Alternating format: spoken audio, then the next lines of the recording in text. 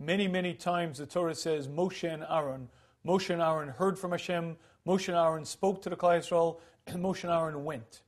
However, in this Parsha, the Torah reverses the order. It says Aaron and Moshe.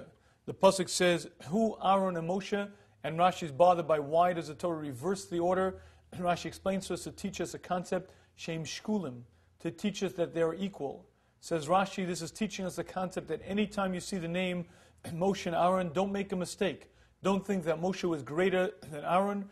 Quite the opposite, they were equal. The Torah is telling us here, Aaron and Moshe, to teach us that throughout the Torah, wherever you see the names Moshe and Aaron, they were equal, they were on the same level. And this Rashi is quite difficult to understand, because we know that the single greatest human being who ever lived was Moshe Rabbeinu. Moshe Rabbeinu was the Av B'Chochmah. Moshe Rabbeinu was the human being who went up to Shemayim and was Makabel the Torah.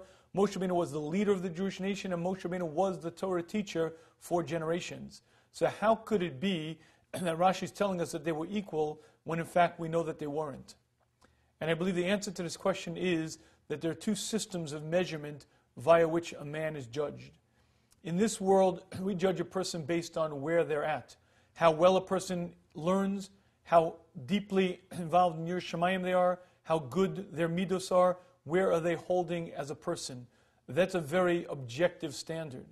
However, when a person leaves this earth, that's not the standard via which he's measured. He's measured based on a very, very subjective standard.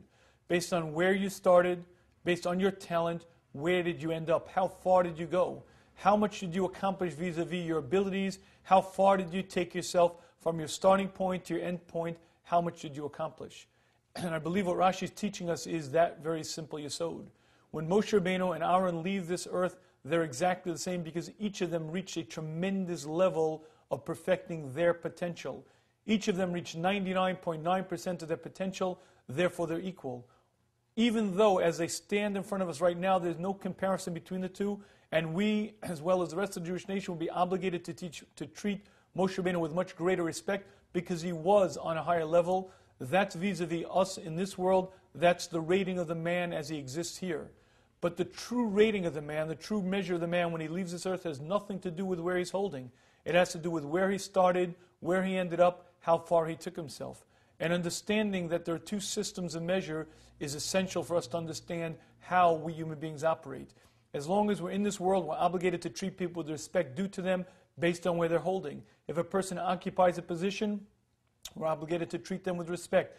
If a person has accomplished much in Torah learning, in Chesed, in Stucca, we're obligated to treat that person with respect. But at the end of the day, that's not really the measure of the person.